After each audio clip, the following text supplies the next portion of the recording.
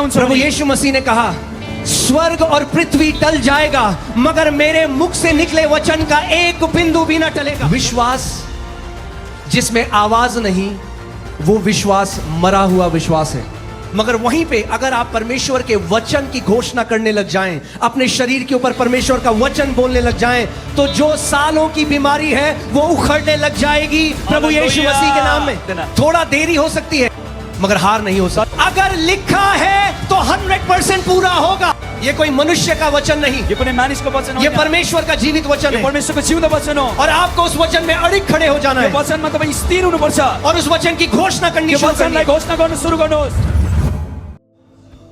यीशु ने कहा, यदि कोई, उसने ये नहीं कहा जिनको मैं चुनता हूं, येशू प्रभुले भन्नुभयो, यदि कसैले, येशू प्रभुले भन्नु भएन यदि मैले कसैलाई चुने भने मात्र, यदि कोई इस पहाड़ को आज्ञा दे, यदि कसैले यो पहाडलाई आज्ञा गर्छ भने उखड़ जा उक्ली और समुद्र में जा पड़, अनि समुद्रमा गएर और भासी, अपने मन में संदेह ना करे, अनि आफ्नो हृदयमा शंका गर्दैन, मगर ये मान ले, ये विश्वास करे कि जो वो कहता है वो हो जाएगा, तो उसके लिए वही होगा जो वो कहता है। उसले आफ्नो हृदयमा विश्वास गर्छ र भइ जा भन्छ त्यो हुनेछ।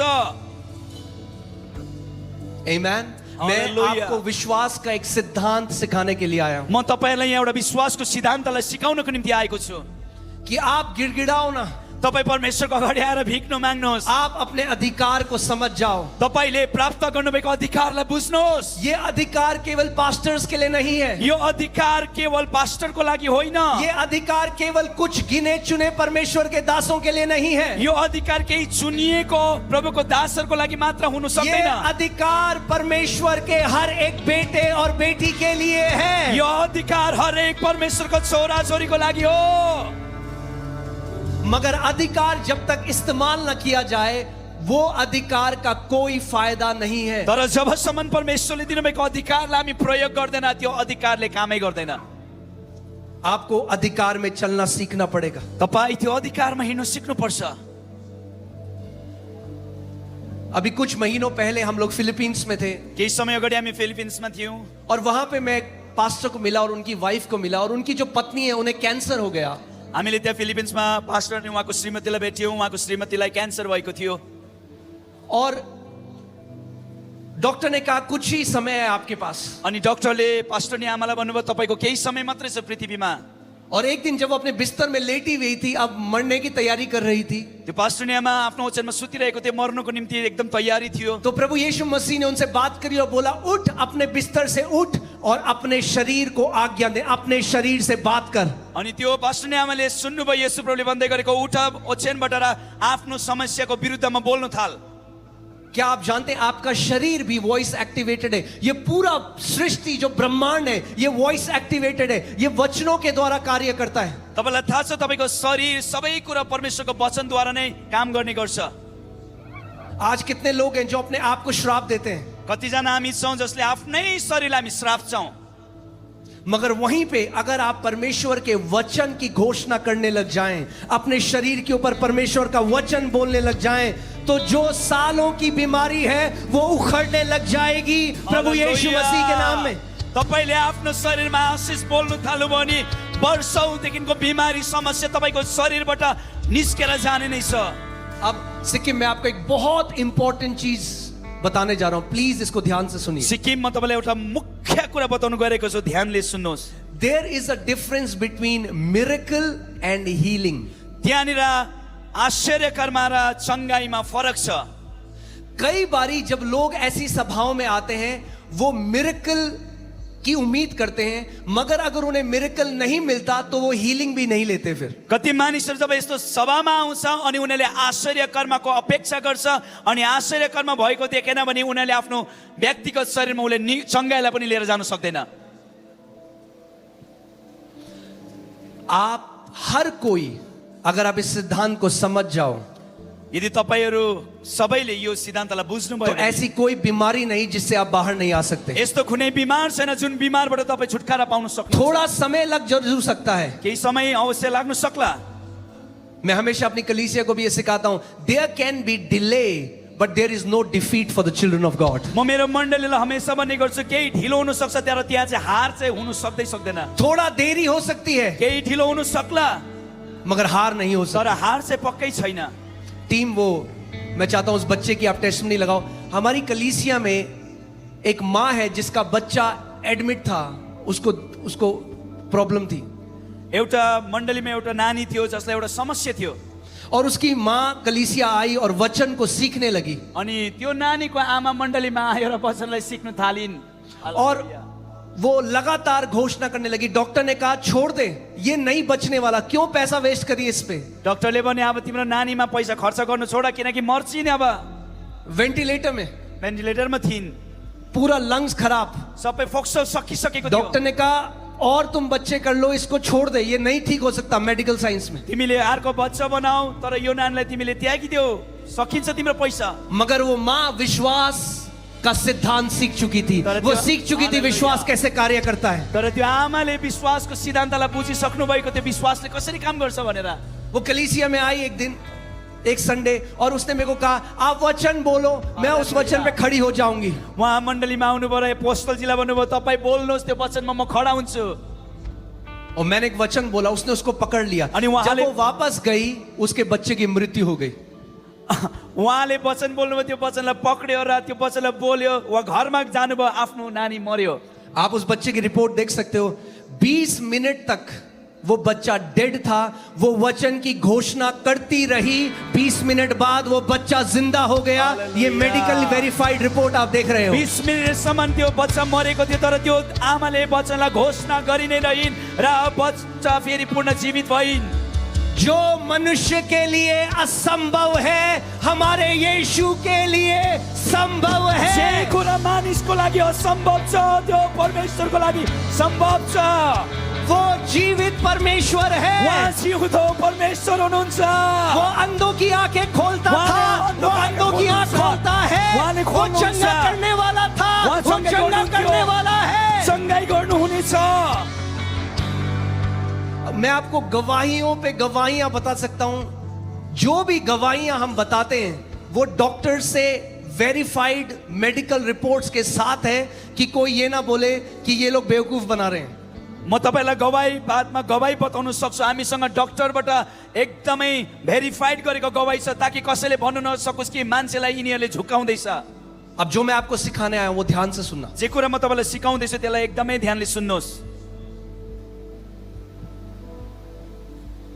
आपने इन 2 दिनों में देखा कितने सारे लोग व्हीलचेयर से खड़े हुए, वो चले, पैरालाइज्ड के लोग ठीक हुए. तपाईले 2 दिनदेखि हेर्नुभयो कतिजना हिँड्यो, अपाङ्गहरू खडा भयो. और हो सकता है आप यहां पे और आप कहो मेरे साथ तो कुछ नहीं हुआ. हुनसक्छ तपाईँहरू कतिजना यस्तो भन्दै हुनुहुन्छ होला मसँग त केही पनि भएको छैन. अगर चमत्कार नहीं भी मिला हालेलुया. मगर चंगाई 100% मिलेगी क्योंकि चंगाई उसके वचन में है. तपाईले आश्चर्य कर्म देख्नु भएन होला तर चंगाई त तपाईले पाएरै छोड्नुहुन्छ किनकि चंगाई उहाँको वचन भित्र छ. मैं चाहता हूं कि आप इसको सीखो कि आप फिर वेट ना करो. सिक्किम में अगर दोबारा कब कोई प्रचारक आएगा तब मैं चंगा, नहीं. अगर रात को 3 बजे पेट में दर्द होगा किसके पास भागोगे? तपाईले आज नै सिक्नुहोस्. आज चंगाईलाई बिना लिएर नजानुहोस्. अर्को पालि कोही वक्ता आउँछ उसबाटै म चंगाई पाउँछु नभन्नुहोस् किनकि 3 बजे राति बिमार भने कस कहाँ जाने तपाईँ. आपको स्वयं विश्वास में परिपक्व होना पड़ेगा, खुद विश्वास में बढ़ना पड़ेगा. तपाईँ आफै विश्वासमा हुर्किनु पर्छ. आमेन. हालेलुया. ऐसे ही एक लड़का है, हमारे पास उसकी टेस्टमनी है. वो मेरे पास आया. वो एक ट्रक ड्राइवर है और उसको HIV की बीमारी हुई जिसका कोई इलाज नहीं. हामीसँग एउटा भाइ छ मण्डलीमा, ऊ ड्राइभर हो, उलाई HIV भएको छ, उसँग कुनै बिमारको तल किसी ने छैन. उनको हमारे चर्च के बारे में बताया कि यहाँ पे लोग जाते हैं, चंगे होते हैं.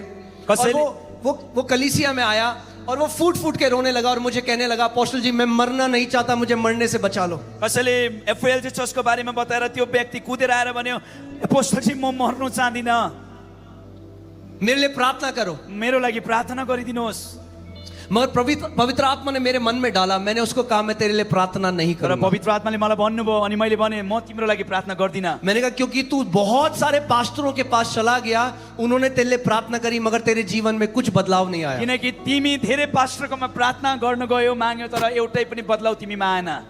मैंने उसे कहा मैं तुझे वचन सिखाऊंगा, तर म तिमीलाई म वचन सिकाउँछु और भने अगर तू इस वचन में खड़ा हो गया, यदि तिमी त्यो वचनमा खडा हुन्छौ प्रभु भने यीशु मसीह ने कहा स्वर्ग और पृथ्वी टल जाएगा मगर मेरे मुख से निकले वचन का एक बिंदु भी न टलेगा। प्रभु येशूले भन्नुभयो स्वर्ग र पृथ्वी टल्छ तर मेरो मुखबाट निस्केको एउटै वचन पनि टल्ने छैन। और मैंने उसको कहा तू सुबह और शाम जैसे तू दवाई लेता है वैसे परमेश्वर के वचन को दवाई की तरह लेने लग जा। जसरी तपाईँ बिहान बेलुकी औषधि लिनुहुन्छ चङ्गाई हुनुको निम्ति, त्यसरी नै परमेश्वरको वचनलाई औषधिको सट्टा प्रयोग गर्न थाल्नुहोस्। सुबह और शाम परमेश्वर के वचन की घोषणा कर। बिहानी बेलुकी परमेश्वरको वचनलाई मुखबाट बोल्न थाल्नुहोस्। भजन संहिता 107:20 में लिखा है उसने अपने वचन को भेजा और हमें हमारे रोगों से चंगा किया है। भजन सङ्ग्रहको पुस्तकले भन्छ उहाँले आफ्नो वचन पठाउनु भयो र हामीलाई निको गरिदिनु भयो।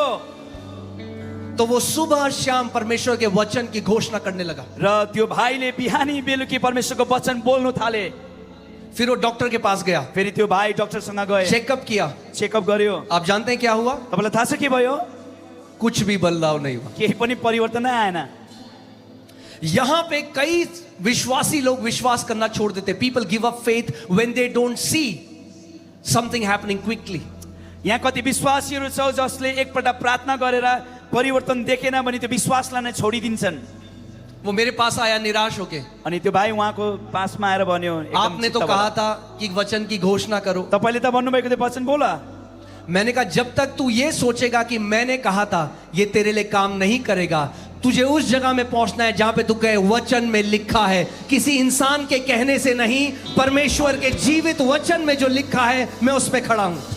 तिमीले परिवर्तन यसै कारणले पाएन कि तिमीले यसरी भन्यौ कि एपोस्टलजीले भनेको त्यही कारणले गर्दा म भन्दैछु, तर तिमी आफै त्यो स्थानमा गएर तिमीले नै बोल्नुपर्ने हुन्छ। फिर वो वचन की घोषणा करने लगा। अनि उहाँले फेरि पनि वचन बोल्न थाल्यो। दूसरी बार दोस्रो पल्ट फिर से अपना टेस्ट कराने गए, फेरि पनि जाँच गराउनु गयो। रिपोर्ट्स आई, कुछ बदलाव नहीं। परिणाम आयो, केही परिवर्तनै थिएन। फिर मुझसे मिलने आया, फेरि पनि दोस्रो पल्ट भेट्न आउनु भयो। निराश, फेरि पनि कह रहा मैंने बहुत सुबह और शाम घोषणा कर। मैले त बिहानी बेलुकी नै बोलिरहेको त्यो वचन। मैंने उसको समझाया। मैले त्यो भाइलाई सम्झाउन थाले। कई बारी हमें लगता है कुछ नहीं हो रहा, धेरैपल्ट हामीलाई लाग्छ केही परिवर्तन भएको छैन। अंदर ही अंदर बहुत बड़ा बदलाव शुरू हो जाता है। भित्र भित्र परिवर्तन सुरु भइसकेको हुन्छ। जब प्रभु यीशु मसीह ने उस अंजीर के पेड़ को श्राप दिया, जब प्रभु येशू ख्रीष्टले त्यो अंजीरको रुखलाई सराप्नु भयो, तो बाहर से कुछ नहीं बदला, बाहिरबाट केही बदलाव परिवर्तन मगर थिएन। अगले दिन जब यीशु और उसके चेले आए तो वो पेड़ पूरा सूख चुका था। जड़ से उसी समय सूख चुका था, बाहर सूखने में समय लगा। तर भोलिपल्ट चेला अनि येशू प्रभु आउँदाखेरि भित्रबाट सुकिसकेको थियो, भित्रबाट सुकेको थियो, बाहिर सुक्नु चाहिँ समय लागेको थियो। फिर मैंने उसको कहा गिव अप मत कर, वचन सच्चा है। शैतान हमारी आशा चुरा। शैतान, आप जानते हैं शैतान क्या करता है? वो आपको बोलता है कुछ नहीं होगा। वो नहीं चाहता कि आप वचन में खड़े हो, क्योंकि अगर वचन में खड़े हो गए तो वो आपको बहुत समय तक बांध नहीं पाएगा। उहाँले भन्नुभयो तिमी वचनमा स्थिर रह र भनिरह, किनकि शैतान चाहँदैन कि तपाईँ वचनमा स्थिर रहेको, किनकि जुन दिन तपाईँ वचनमा स्थिर रहनुहुन्छ परिवर्तन आउँछ। तो फिर से वो उसके अंदर फिर से विश्वास आया। अनि भाइको भित्र फेरि पनि विश्वास उत्पन्न वो भयो। सुबह और शाम वचन की घोषणा अनि करने लगा। बिहानी बेलुकी फेरि पनि वचनको घोषणा गर्न थाल्यो। सुबह और शाम वचन की घोषणा करने लगा। बिहानी बेलुकी वचन बोल्न थाल्यो। और एक दिन अब उसने जब मुझसे मिलने आया तब उसने बताया कि मुझे अब डॉक्टर के रिपोर्ट की जरूरत नहीं थी, क्योंकि मेरे अंदर एक ऐसा आश्वासन आ गया, एक एश्योरेंस आ गया कि मैं चंगा हो चुका हूं। अब म गएर डक्टरलाई मैले जाँच गर्नु पर्दैन, किनकि म भित्र जब मैले वचन बोल्न थाले ममा एउटा निश्चयता आयो कि त्यो निश्चयता चाहिँ के हो भने म निको भइसके। और फिर वो डॉक्टर के पास गया, चेकअप कराया और रिपोर्ट आई पूरी रीति से चंगा, कोई HIV नहीं है। डक्टरकोमा गयो, जाँच गरायो, रिपोर्ट आयो, रिपोर्टमा अब HIV थिएन। अब सोचो क्या होता अगर वो एक मीटिंग में जाता और उसी समय उसे चमत्कार नहीं मिलता और निराश होकर चला जाता तो उस बीमारी में मर जाता, मगर क्योंकि उसने वचन के साथ विश्वास की अच्छी कुश्ती लड़ी, उसने अपनी चंगाई को ग्रहण कर लिया। के हुन्थ्यो त्यो भाइ एउटा सभामा गयो, आश्चर्यकरमा भएन र निराश भएर फर्क्यो। त्यसो गर्दै गर्दा उसले चङ्गाईलाई प्राप्त गर्दैन थियो र एक दिन ऊ मर्थ्यो। तर त्यो भाइले विश्वासको लडाई उत्तम प्रकारले लडेको कारणले गर्दा परिवर्तनलाई पायो। अगर आपके पास बाइबल है तो उसको उठाओ इस समय। तपाईसँग बाइबल छ भने उठाउनुहोस्। अपनी बाइबल को उठाओ। ये परमेश्वर का वचन, बोलो ये चंगाई का वचन है। यो चङ्गाईको वचन हो, इसके अंदर चंगाई है। यसको भित्र निको गर्ने शक्ति छ। अगर आप परमेश्वर के वचन की घोषणा निरंतर बिना रुके करते रहोगे तो हल्के हल्के हर एक प्रकार की बीमारी आपको छोड़ के जाने लग जाएगी। तपाईले आफ्नो शरीरमा जब वचन बोल्न थाल्नुहुन्छ बिस्तारै बिस्तारै हरेक बिमारले छोडेर जान्छ शरीरबाट। आमेन। हालेलुया। अभी दिल्ली में जो सारे हॉस्पिटल की नर्सेज हैं, हेड स्टाफ हैं, नर्सेज हैं और डॉक्टर्स हैं, वो कलीसिया में आके गवाही देते हैं कि जब मेडिकल साइंस से वो चंगे नहीं हो सकते थे तो यीशु मसीह ने उन्हें चंगा किया। दिल्लीमा आज पनि डॉक्टर नर्सहरू जो उनीहरूको औषधिले निको भएको थिएन तर प्रार्थनाद्वारा वचनद्वारा निको भएकोले गर्दा चर्चमा आएर उनीहरूले गवाही दिइरहेको छन्। क्योंकि ध्यान से मेरी एक बात सुनो सिक्किम, किनकि कई जब आप विश्वासियों को मिलोगे आप कहोगे क्या आप विश्वास करते हो, वो कहेंगे हाँ हम विश्वास करते हैं। एउटा कुरा ध्यानसँग सुन्नुहोस्, हामी जब एउटा विश्वासीलाई भन्छौँ के तिमी विश्वास गर्छौ अनि उसले भन्छ अँ म गर्छु विश्वास। विश्वास जिसमें आवाज नहीं वो विश्वास मरा हुआ विश्वास है। जुन विश्वासमा आवाज छैन त्यो विश्वास चाहिँ मरेतुल्या हो। अगर आप कुछ मानते हो मगर उसको बोलते नहीं हो तो आपके जीवन की परिस्थितियां कभी नहीं बदलेंगी। तपाईको जीवनमा केही हुन्छ भनेर मान्नुहुन्छ तर तपाईले मुख खोलेर बोल्नु हुँदैन भने त्यो समस्याबाट तपाई छुटकारा पाउने। यीशु ने नहीं कहा अगर तू मुझसे अपने पहाड़ को हटाने के लिए प्रार्थना करे तो मैं तेरे पहाड़ को उखाड़ूंगा। यीशु ने कहा अगर तू अपने पहाड़ को आज्ञा दे कि उखड़ और समुद्र में जा पड़।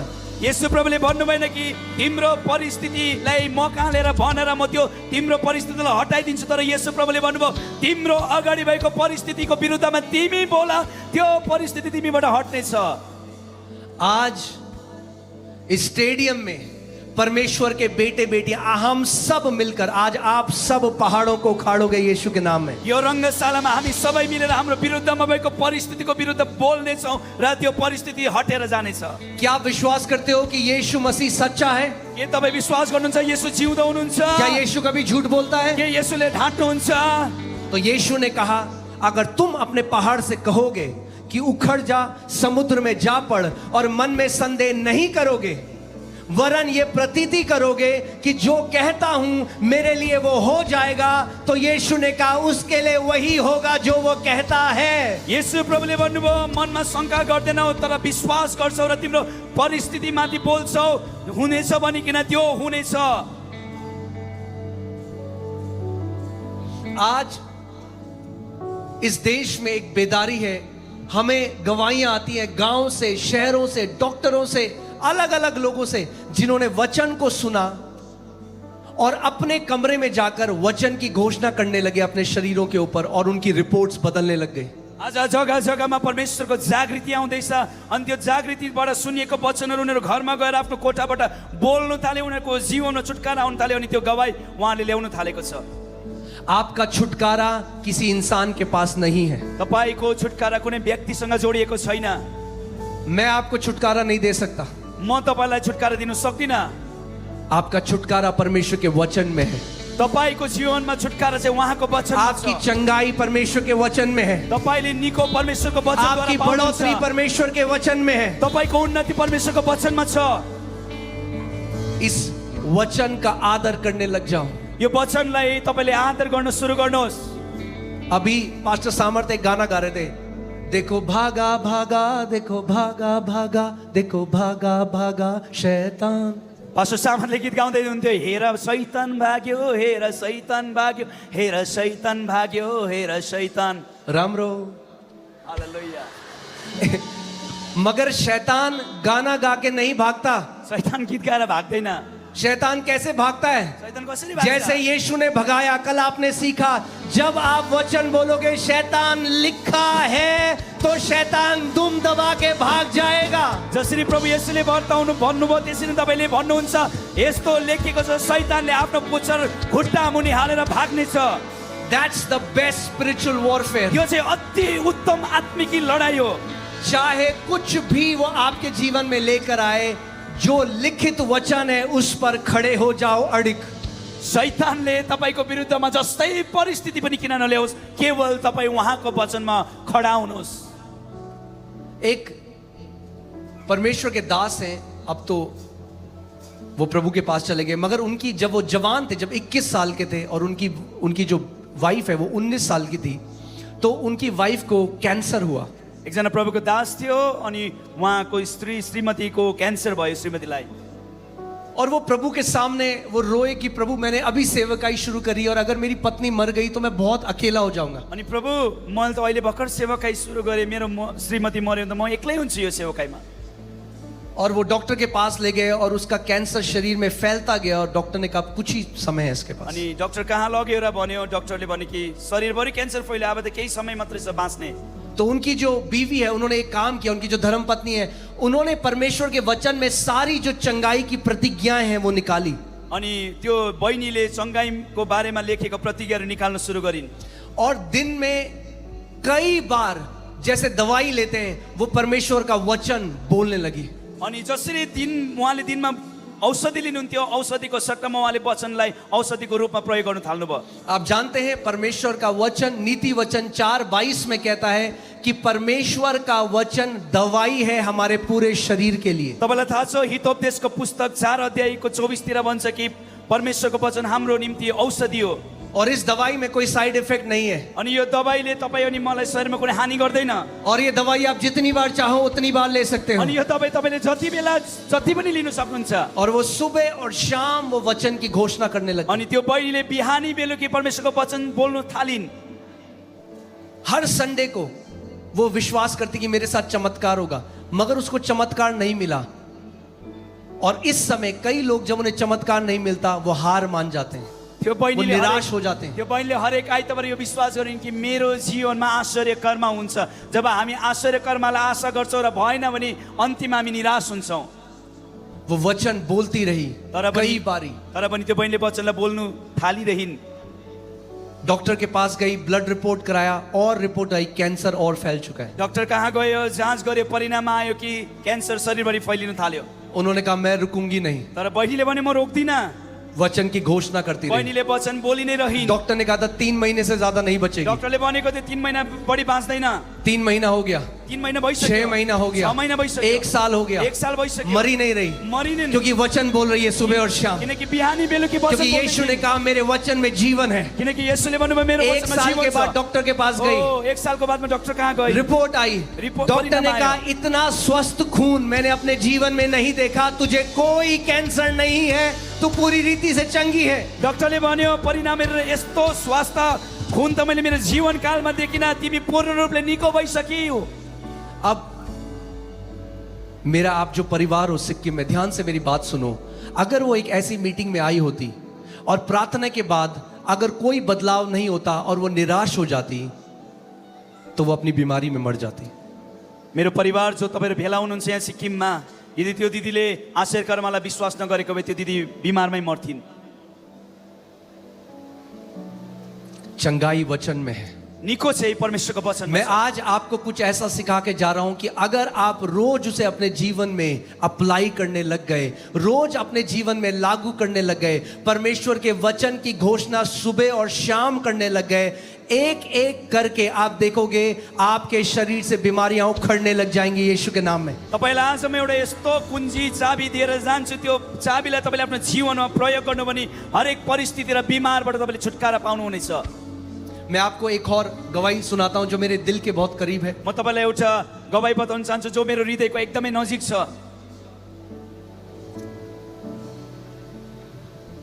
एक परमेश्वर के दास एक मीटिंग में गए और वहां पे पास्टर ने उन्हें कहा कि हमारे यूथ ग्रुप का एक लड़का है जो अभी वेंटिलेटर में है और मरने वाला है। एकजना प्रभुको दास एउटा सेवकाईमा गयो, त्यो सेवकाईको व्यक्तिहरू आएर भने हामीसँग एउटा जवान छ, ऊ जवान चाहिँ भेन्टिलेटरमा छ, मर्ने अवस्थामा छ। क्या आप चल के प्रार्थना कर सकते हो उसके लिए? अनि त्यो सभाको मानिसहरूले भन्यो कि तपाईँ गएर प्रार्थना गरिदिनु सक्नुहुन्छ तो उन परमेश्वर के दास ने कहा हाँ मैं चलूंगा प्रार्थना अनि त्यो करूंगा। प्रभुको दासले भन्नुभयो त्यो सभामा म जान्छु गएर प्रार्थना गरिदिन्छु। तो वो आईसीयू में था और डॉक्टर ने कहा 2 मिनट है आपके पास केवल। त्यो भाइ आइसियूमा थियो, डाक्टरले भनिसकेको थियो कि यो व्यक्ति अब 2 मिनटमा मर्दैछ। और जब वो आईसीयू में गए तो उन्होंने देखा कि बिस्तर के बगल में उसकी एक जवान, अभी अभी उसकी शादी हुई थी कुछ महीने पहले, उसकी जवान जो उसकी बीवी थी वो रो रही थी। अनि जब त्यो प्रभुको दास त्यो भेन्टिलेटरमा पस्यो, छेउमा आफ्नो श्रीमती भर्खरै विवाह गरेको थियो, श्रीमती चाहिँ रोइरहेकी थिइन्। तो उन्होंने उसके लिए प्रार्थना नहीं करी, मगर उन्होंने अपनी चेयर उस बेटी के बगल में उन्होंने लगाई। उन्होंने कहा बेटा मेरी बात ध्यान से सुन, क्योंकि जो मैं तुझे कहने वाला हूं वो तेरे पति को जिंदा रखेगी। अनि त्यो प्रभुको दासले आफ्नो त्यो बिमारीलाई प्रार्थना गरेन, तर चियर लिएर भन्यो, ऊ त्यो बहिनीलाई भन्यो, बहिनी यो कुरा ध्यानले सुन, जुन कुरा तैँले सुनिस् र मानिस् भने तेरो श्रीमान जिउँदो हुन्छ। उन्होंने उसको एक वचन दिया। भजन संहिता 118 और 17 में लिखा है, मैं मरूंगा नहीं वरन जीवित रहूंगा और परमेश्वर के महान कामों का वर्णन करता रहूंगा। प्रभुको दासले वचन सङ्ग्रह 118 को 17 पद त्यो बहिनीलाई दियो, तिमीले परमेश्वरको वचनलाई मान्यो भने तिम्रो श्रीमान मर्ने छैन तर जिउने छ। उन्होंने उससे कहा बेटी मेरे पीछे बोल, मेरा पति मरेगा नहीं वरन जीवित रहेगा और यीशु के कामों का वर्णन करेगा। अनि त्यो प्रभुको दासले त्यो छोरीलाई भने मसँगै भन, तिमीले वचनमा विश्वास गर्छौ भने तिम्रो श्रीमान मर्दैन तर बिउतिने जिउने छ। उसने बोला एक बारी, उन्होंने कहा ऐसा नहीं, ऐसे बोल जैसे तू सच में मानती है, इस बात को विश्वास करती है, वैसे बोल। त्यो बहिनीले बिस्तारै भन्यो अनि प्रभुको दासले भने यसरी नभन, यसरी भन, भनिएको कुरामा चाहिँ तैँले विश्वास गर्नै वो पर्छ। कहने लगी मेरा पति मरेगा नहीं पर जीवित रहेगा और यीशु मसीह के कामों का वर्णन करेगा। अनि त्यो बहिनीले भन्यो मेरो श्रीमान मर्दैन तर जिउने छ र मेरो उनका दोबारा बोल। फेरि भन भन्नु। फिर उसने बोला मेरा पति मरेगा नहीं मगर जिंदा रहेगा, यीशु के कामों का वर्णन। उन्होंने कहा दोबारा बोल। जब तक 2 मिनट खत्म नहीं हुए वो उसकी पत्नी से बार बार ये बुलवाते रहे। अनि त्यो प्रभुको दासले भन्यो भनिरह यो वचन, मेरो श्रीमान मर्दैन बाँच्ने छ, मर्दैन बाँच्ने छ, 2 मिनटसम्म भनिरहिन्। फिर नर्स ने कहा कि अब समय हो गया, आपको जाना है। उन्होंने जाते जाते उससे कहा बेटी जब तक तेरे शरीर में जान है, सामर्थ है, तब तक तू ये बोलती रहना, जब थक जाए तो 1-2 घंटे की नींद लेना, फिर उठना, फिर करना, क्योंकि तू अपने पति के लिए विश्वास की कुश्ती लड़ रही है। त्यो प्रभुको दासले 2 मिनटको मात्रै समय पाएको थियो, 2 मिनटभरि वचन सिकाएर गयो। म त जाँदैछु हेर बहिनी, तर तिमी हरेक पल्ट यो भाइलाई वचन बोलिराख र तिम्रो भाइले जीवन पाउने छ। उसके बाद वो चले गए। अगले साल उन्हें एक कन्वेंशन में दोबारा उस कलीसिया में बुलाया गया। अनि प्रभुको दास त गयो, अर्को वर्ष त्यो कन्भेन्सनमा फेरि त्यो प्रभुको दासलाई बोलाउनु भयो। जब वो वहां गए तो उस कलीसिया के पास्टर ने उनको कहा वो देखो जो व्यक्ति वर्शिप लीड कर रहा है, क्या आप उसे पहचाने? त्यो सम्मेलनको त्यो संयोजकहरूले भन्यो तपाईँलाई थाहा छ प्रभुको दास जो व्यक्तिले आराधना गर्दैछ त्यही व्यक्ति हिजोको बिमारी थियो। उन्होंने कहा नहीं। पास्टर ने कहा ये वही लड़का है जो मर रहा था आईसीयू में, आज हमारी कलीसिया का ये वर्शिप लीडर है। हिजो त्यही व्यक्ति जो भेन्टिलेटरमा मर्दै थियो आज वो आराधनाको अगुवा भएको छ। तो इन परमेश्वर के दास ने कहा क्या मैं इसकी पत्नी से मिल सकता हूं, मैं उससे कुछ पूछना चाहता हूं। अनि प्रभुको दासले भन्यो के म त्यो व्यक्तिको श्रीमतीसँग भेट्न सक्छु, केही कुरा सोध्नु छ। और वो उस बेटी जब वो आई, उन्होंने कहा बेटा मुझे एक बात बता, तूने कितनी बार इस वचन की घोषणा करी? अनि जब त्यो बहिनी आयो, त्यो बहिनीलाई प्रभुको दासले सोधे बहिनी मलाई एउटा कुरा भन, कति पल्ट तिमीले त्यो वचनलाई दोहोऱ्यायो? उसने कहा पास्टर जी मैंने हजारों बार एक दिन में, जब तक मेरे शरीर में जान होती थी तब तक मैं इसकी घोषणा करती थी। जब थक के चूर हो जाती थी तो सो जाती थी, फिर उठती थी, फिर घोषणा करती थी, फिर सो जाती थी, फिर उठती थी, फिर घोषणा करती थी। प्रभुको दास मैले यति बेसी वचनलाई दोहोऱ्याए, जबसम्म म निन्द्रामा पर्दिन थिएँ तबसम्म म वचनलाई घोषणा गर्थेँ, फेरि बिउतिन्थेँ, फेरि घोषणा गर्थेँ, यसरी नै दोहोऱ्याइरहे। उन्होंने कहा क्या पहले दिन कुछ बदलाव आया? प्रभुको दासले भन्नुभयो त्यो बहिनीलाई के पहिलो दिनमा परिवर्तन आयो?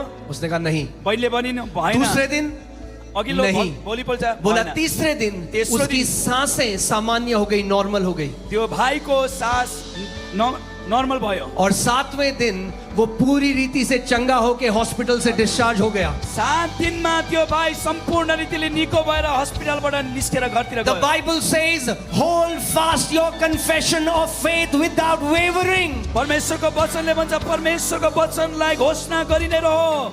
Hold fast the confession of your faith without wavering. परमेश्वरको वचनलाई तिमीहरूले घोषणा गरिरहो। अगर लिखा है तो 100% पूरा होगा। यदि लेखिएको छ भने 100% पूरा हुनेछ।